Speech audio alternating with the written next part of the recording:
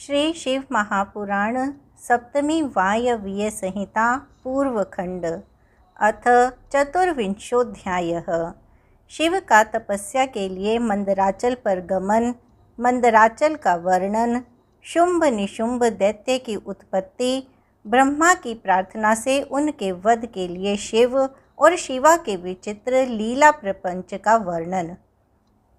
तदनंतर ऋषियों ने पूछा, प्रभो, अपने गणों तथा देवी के साथ अंतर्धान होकर भगवान शिव कहाँ गए, कहाँ रहे और क्या करके विरत हुए।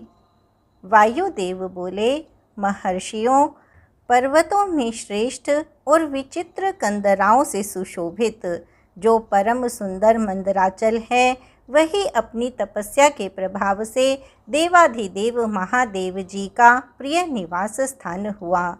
उसने पार्वती और शिव को अपने सिर पर ढोने के लिए बड़ा भारी तप किया था और दीर्घ काल के बाद तब उसे उनके चरणारविंदों के स्पर्श का सुख प्राप्त हुआ।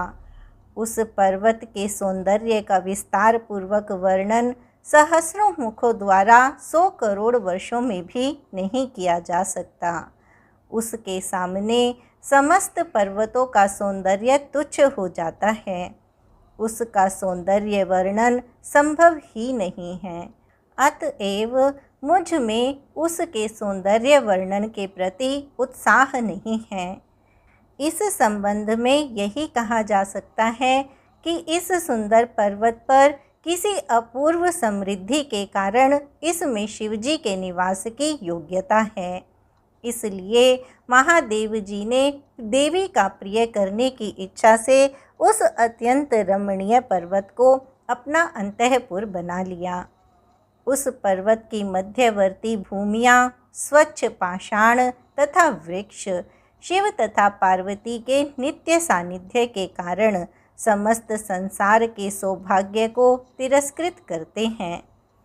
संसार के माता पिता देवी पार्वती तथा भगवान शंकर के स्नान पान आदि के लिए इधर उधर बहते हुए झरनों का शीतल निर्मल तथा सुपेय जल नित्य प्रति अर्पित करके यथेष्ट पुण्य संस्कारों को प्राप्त किए हुए उस हिमालय का मानो पर्वतों के अधिपति पद पर उन झरनों के जल से अभिषेक सा किया जा रहा है। रात्रि के समय उदित हुआ चंद्रमा हिमालय के शिखर पर स्थित है, जिससे प्रतीत होता है कि मानो पर्वतों के साम्राज्य पर अधिष्ठित उस गिरिराज के ऊपर चंद्र रूपी राज छत्र शोभायमान हो रहा है। पर्वतीय भूमि पर विचरण करती हुई चमरी गायों के हिलते हुए बालों से ऐसा प्रतीत हो रहा है कि मानो समस्त पर्वतों के साम्राज्य पर अधिष्ठित उस हिमालय के ऊपर चंवर डुलाए जा रहे हों। प्रभात काल में उदित हुए सूर्य में प्रतिबिंबित सा होता हुआ हिमालय ऐसा प्रतीत हो रहा है मानो रत्न भूषित वह पर्वत राज अपने देह सौंदर्य को दर्पण में देखने को उद्यत सा हो गया हो। लता जाल रूपी जटाओं को धारण किए हुए वे पर्वतीय वृक्ष वाचाल पक्षियों के कलरव, लटकते हुए कोमल पल्लवों तथा वायु द्वारा कंपित लताओं से झरते हुए पुष्पों के द्वारा मानो तपस्वियों की भांति गिरिराज हिमालय का समर्चन तथा आशीर्वाचन के साथ विजयाभिनंदन सा करते हुए प्रतीत हो रहे हैं। ऊंचे नीचे तथा तिरछे श्रृंगों से युक्त वह पर्वत मानो पृथ्वी से पाताल में गिर सा रहा है अथवा भूपृष्ठ से ऊपर की ओर उछल सा रहा है या सभी दिशाओं में व्याप्त होकर आकाश में घूम सा रहा है अथवा सारे संसार को देखता हुआ सदा नृत्य सा कर रहा है। वह पर्वत विस्तृत उदर वाली विशाल कंदराओं के द्वारा मानो अपना मुख फैलाकर सौंदर्यातिशय को अपने में न पचाकर जम्भाई सा ले रहा हो, या कि मानो सारे संसार को निगल सा रहा हो, अथवा सागर को पी सा रहा हो, या अपने भीतर छिपे हुए अंधकार का वमन सा कर रहा हो, अथवा बादलों से आकाश को मदमत्त सा करता हुआ प्रतीत हो रहा है। दर्पण के समान उज्ज्वल अंतर्देश वाली आवास भूमियों तथा अपनी सघन तथा स्निग्ध छाया से सूर्य के ताप को दूर करने वाले आश्रम के वृक्षों तथा नदियों, सरोवरों, तड़ागों आदि को छूकर बहने वाली शीतल हवाओं को उन शिवाशिव ने जहाँ तहाँ विश्राम करके कृतकृत्य किया। इस सर्वश्रेष्ठ पर्वत का स्मरण करके रैभ्य आश्रम के समीप स्थित हुए अंबिका सहित भगवान त्रिलोचन वहाँ से अंतर्धान होकर चले गए। मंदराचल के उद्यान में पहुंचकर देवी सहित महेश्वर वहाँ की रमणीय तथा दिव्य अंतःपुर की भूमियों में रमण करने लगे। जब इस तरह कुछ समय बीत गया और ब्रह्मा जी की मैथुनी सृष्टि के द्वारा प्रजाएं बढ़ गईं, तब शुंभ और निशुंभ नामक दो दैत्य उत्पन्न हुए। वे परस्पर भाई थे। उनके तपोबल से प्रभावित हो परमेष्ठी ब्रह्मा ने उन दोनों भाइयों को यह वर दिया था कि इस जगत के किसी भी पुरुष से तुम मारे नहीं जा सकोगे। उन दोनों ने ब्रह्मा जी से यह प्रार्थना की थी कि पार्वती देवी के अंश से उत्पन्न जो अयोनिजा कन्या उत्पन्न हो, जिसे पुरुष का स्पर्श तथा रति नहीं प्राप्त हुई हो तथा जो अलंघ्य पराक्रम से संपन्न हो, उसके प्रति काम भाव से पीड़ित होने पर हम युद्ध में उसी के हाथों मारे जाएं। उनकी इस प्रार्थना पर ब्रह्मा जी ने तथास्तु कहकर स्वीकृति दे दी। तभी से युद्ध में इंद्रादि देवताओं को जीतकर उन दोनों ने जगत को अनीतिपूर्वक वेदों के स्वाध्याय और वशटकार आदि से रहित कर दिया। तब ब्रह्मा ने उन दोनों के वध के लिए देवेश्वर शिव से प्रार्थना की, प्रभो, आप एकांत में देवी की निंदा करके भी जैसे तैसे उन्हें क्रोध दिलाइए और उनके रूप रंग की निंदा से उत्पन्न हुई काम भाव से रहित कुमारी स्वरूपा शक्ति को निशुंभ और शुंभ के वध के लिए देवताओं को अर्पित कीजिए। ब्रह्मा जी के इस तरह प्रार्थना करने पर भगवान नील लोहित रुद्र एकांत में पार्वती की निंदा सी करते हुए मुस्कुराकर बोले, तुम तो काली हो। तब सुंदर वर्ण वाली देवी पार्वती अपने श्याम वर्ण के कारण आक्षेप सुनकर कुपित हो उठीं और पति देव से मुस्कुराकर समाधान रहित वाणी द्वारा बोलीं। देवी ने कहा, प्रभो, यदि मेरे इस काले रंग पर आपका प्रेम नहीं है तो इतने दीर्घ काल से अपनी इच्छा का आप दमन क्यों करते रहे हैं? जब आपको मेरे इस स्वरूप से अरुचि थी तो आप मेरे साथ रमण क्यों करते रहे? हे जगत के ईश्वर, आपके लिए अशक्य तो कुछ भी नहीं है। आप स्वात्मा राम के लिए रति सुख का साधन नहीं हैं। यही कारण है कि आपने बलपूर्वक कामदेव को भस्म कर दिया। कोई स्त्री कितनी ही सर्वांग सुंदरी क्यों न हो, यदि पति का उस पर अनुराग नहीं हुआ तो अन्य समस्त गुणों के साथ ही उसका जन्म लेना व्यर्थ हो जाता है। स्त्रियों की यह सृष्टि ही पति के अनुराग का प्रधान अंग है। यदि वह उससे वंचित हो गई तो इसका और कहाँ उपयोग हो सकता है। इसलिए आपने एकांत में जिसकी निंदा की है उस वर्ण को त्याग कर अब मैं दूसरा वर्ण ग्रहण करूँगी अथवा स्वयं ही मिट जाऊँगी। ऐसा कहकर देवी पार्वती शैया से उठकर खड़ी हो गईं और तपस्या के लिए दृढ़ निश्चय करके गदगद कंठ से जाने की आज्ञा मांगने लगी। इस प्रकार प्रेम भंग होने से भयभीत हो भूतनाथ भगवान शिव स्वयं भवानी के चरणों में मानो प्रणाम हेतु गिरते हुए से बोले। भगवान शिव ने कहा, प्रिय, मैंने क्रीड़ा या मनोविनोद के लिए यह बात कही है। मेरे इस अभिप्राय को न जानकर तुम कुपित क्यों हो गई? यदि तुम पर मेरा प्रेम नहीं होगा तो और किस पर हो सकता है? तुम इस जगत की माता हो और मैं पिता तथा अधिपति हूँ। फिर तुम पर मेरा प्रेम न होना कैसे संभव हो सकता है? हम दोनों का वह प्रेम भी क्या कामदेव की प्रेरणा से हुआ है? कदापि नहीं, क्योंकि कामदेव की उत्पत्ति से पहले ही जगत की उत्पत्ति हुई है। कामदेव की सृष्टि तो मैंने साधारण लोगों की रति के लिए की है। ऐसी दशा में तुम मुझे कामदाह का उलाहना क्यों दे रही हो? कामदेव मुझे साधारण देवता के समान मानकर मेरा कुछ कुछ तिरस्कार करने लगा था, अतः मैंने उसे भस्म कर दिया। हम दोनों का यह लीला विहार भी जगत की रक्षा के लिए ही है, अतः उसी के लिए आज मैंने तुम्हारे प्रति यह परिहास युक्त बात कही थी। मेरे इस कथन की सत्यता तुम पर शीघ्र ही प्रकट हो जाएगी। तब भगवान शिव के उस क्रोधोत्पादक वचन को हृदय में विचार कर देवी ने कहना आरंभ किया।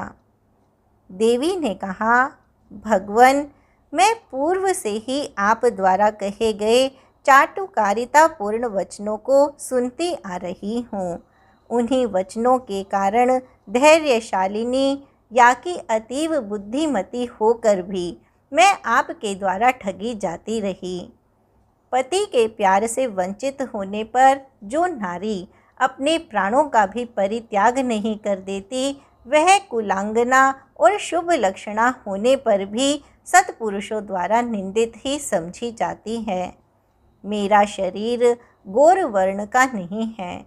इस बात को लेकर आपको बहुत खेद होता है, अन्यथा क्रीड़ा या परिहास में भी आपके द्वारा मुझे काली कलूटी कहा जाना कैसे संभव हो सकता है?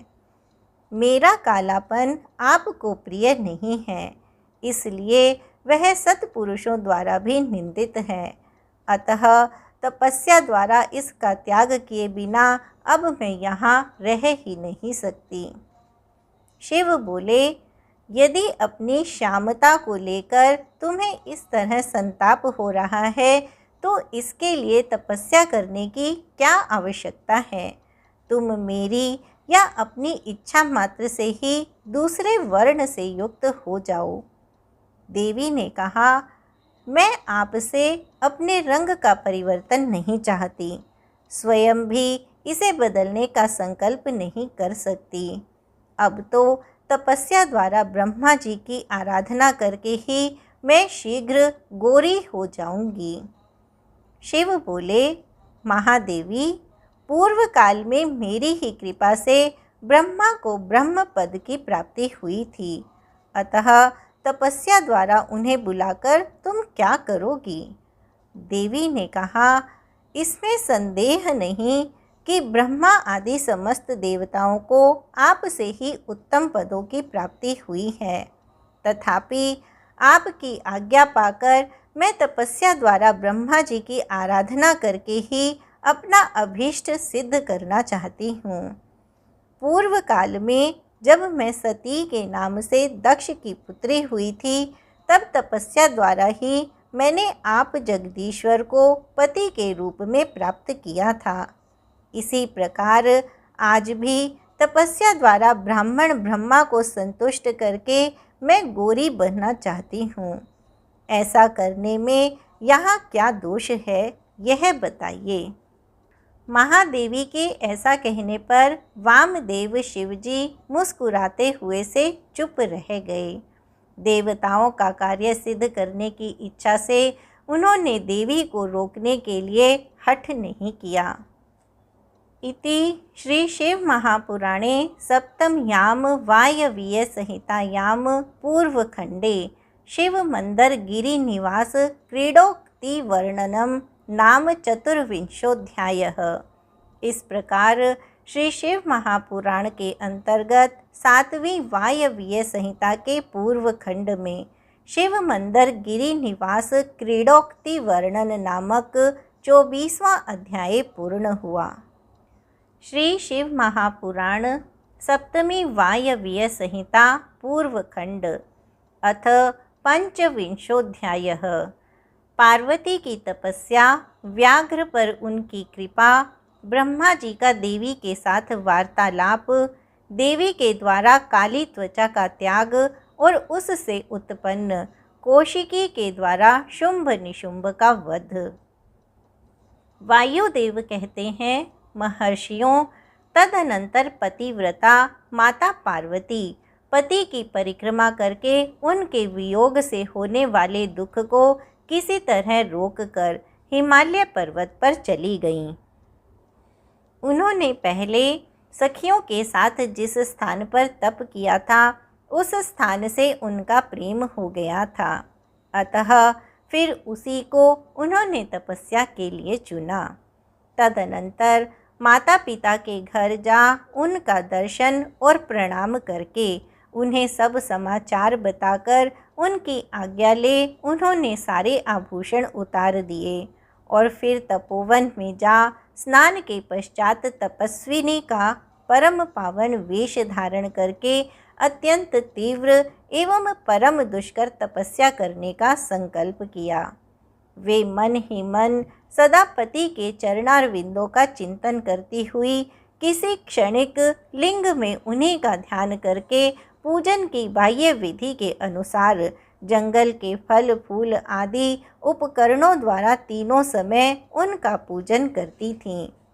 भगवान शंकर ही ब्रह्मा का रूप धारण करके मेरी तपस्या का फल मुझे देंगे, ऐसा दृढ़ विश्वास रखकर वे प्रतिदिन तपस्या में लगी रहती थीं। इस तरह तपस्या करते करते जब बहुत समय बीत गया, तब एक दिन उनके पास कोई बहुत बड़ा व्याघ्र देखा गया। वह दुष्ट भाव से वहाँ आया था। पार्वती जी के निकट आते ही उस दुरात्मा का शरीर जड़वत हो गया। वह उनके समीप चित्रलिखित सा दिखाई देने लगा। दुष्ट भाव से पास आए हुए उस व्याघ्र को देखकर भी देवी पार्वती साधारण नारी की भांति स्वभाव से विचलित नहीं हुई। उस व्याघ्र के सारे अंग अकड़ गए थे। वह भूख से अत्यंत पीड़ित हो रहा था और यह सोचकर कि यही मेरा भोजन है, निरंतर देवी की ओर ही देख रहा था। देवी के सामने खड़ा खड़ा वह रातों दिन उनकी उपासना सी करने लगा। इधर देवी के हृदय में सदा यही भाव आता था कि यह व्याघ्र मेरा ही उपासक है, दुष्ट वन जंतुओं से मेरी रक्षा करने वाला है। यह सोचकर वे उस पर कृपा करने लगी।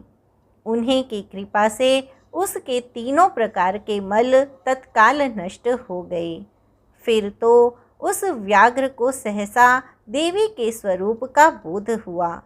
उसकी भूख मिट गई और उसके अंगों की जड़ता भी दूर हो गई।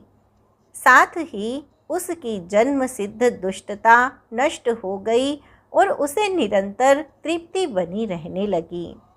उस समय उत्कृष्ट रूप से अपनी कृतार्थता का अनुभव करके वह तत्काल भक्त हो गया और उन परमेश्वरी की सेवा करने लगा।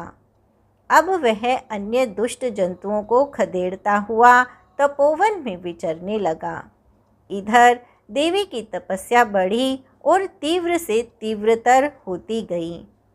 उसी समय देवता शुंभ आदि दैत्यों के दुराग्रह से दुखी हो ब्रह्मा जी की शरण में गए। उन्होंने शत्रु पीड़न जनित अपने दुख को उनसे निवेदन किया।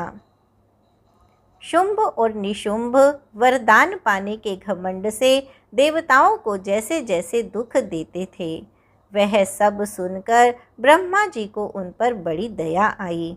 उन्होंने दैत्य वध के लिए भगवान शंकर के साथ हुई बातचीत का स्मरण करके और अपने प्रयत्न से देवताओं के दुख नाश के विषय में मन ही मन सोचते हुए देवताओं की प्रार्थना करने पर उनके साथ देवी के तपोवन को प्रस्थान किया।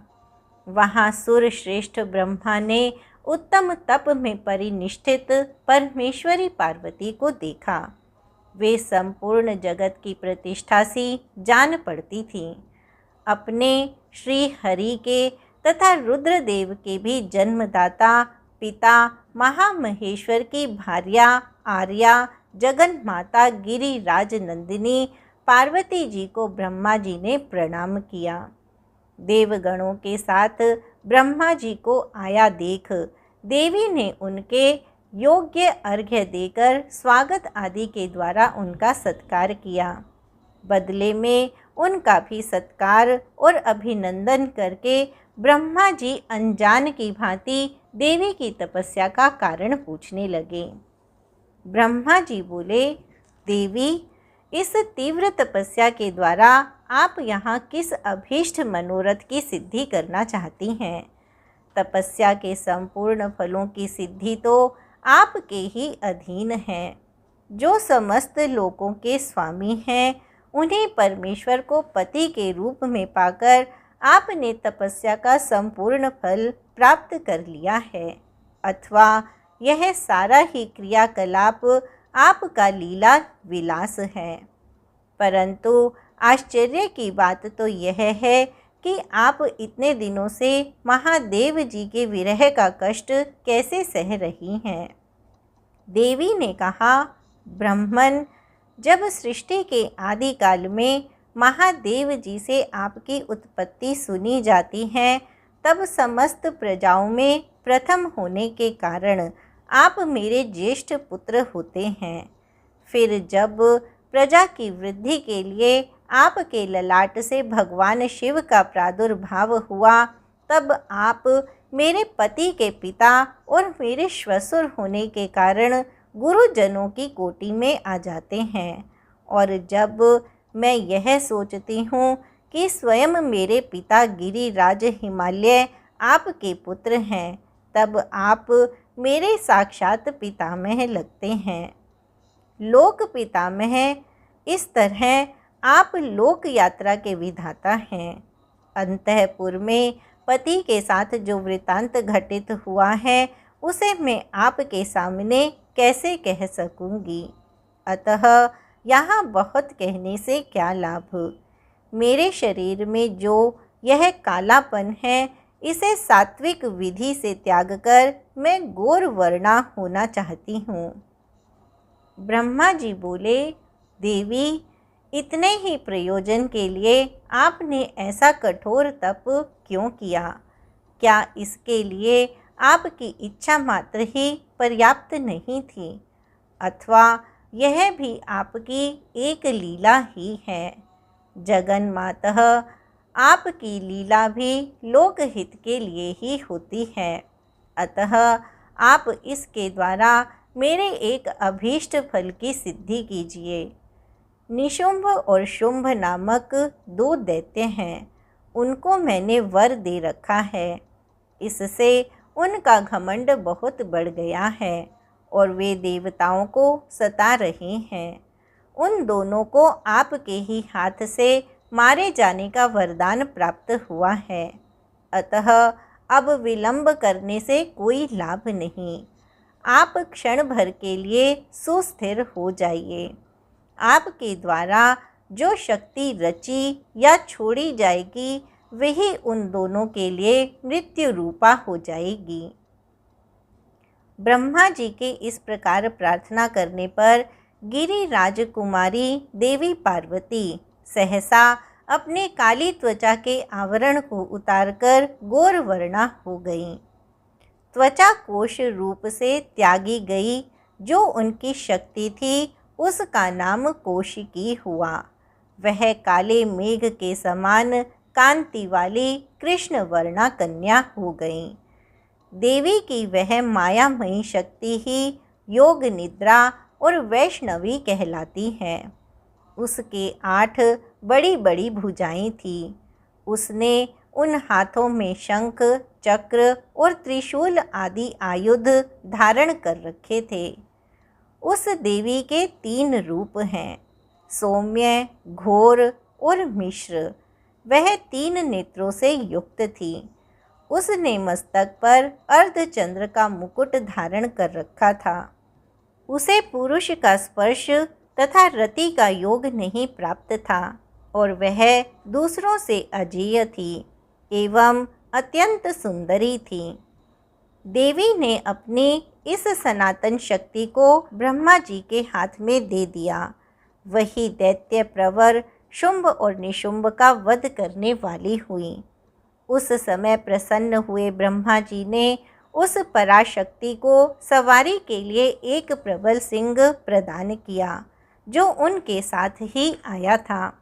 उस देवी के रहने के लिए ब्रह्मा जी ने विंध्यगिरि पर वास स्थान दिया और वहाँ नाना प्रकार के उपचारों से उसका पूजन किया। विश्वकर्मा ब्रह्मा के द्वारा सम्मानित हुई वह शक्ति अपनी माता गौरी को और ब्रह्मा जी को क्रमशः प्रणाम करके अपने ही अंगों से उत्पन्न और अपने ही समान शक्तिशालिनी बहुसंख्यक शक्तियों को साथ ले दैत्य राज शुंभ निशुंभ को मारने के लिए उद्यत होकर विंध्य पर्वत को चली गईं। उसने समरांगण में शुंभ निशुंभ के मन तथा शरीर को अपने हाव भाव रूप बाणों तथा वास्तविक बाणों से छिन्न भिन्न कर उन दोनों दैत्य राजों को मार गिराया। उस युद्ध का अन्यत्र वर्णन हो चुका है, इसलिए उसकी विस्तृत कथा यहाँ नहीं कही गई। दूसरे स्थलों से उसकी ऊहा कर लेनी चाहिए। अब मैं प्रस्तुत प्रसंग का वर्णन करता हूँ। इति श्री शिव महापुराणे सप्तम्यां वायव्य संहितायां पूर्वखंडे देवी गोरत्व प्राप्तिर्नाम चतुर्विंशोऽध्यायः। इस प्रकार श्री शिव महापुराण के अंतर्गत 7वीं वायव्य संहिता के पूर्व खंड में देवी गोरत्व प्राप्ति नामक 25वां अध्याय पूर्ण हुआ।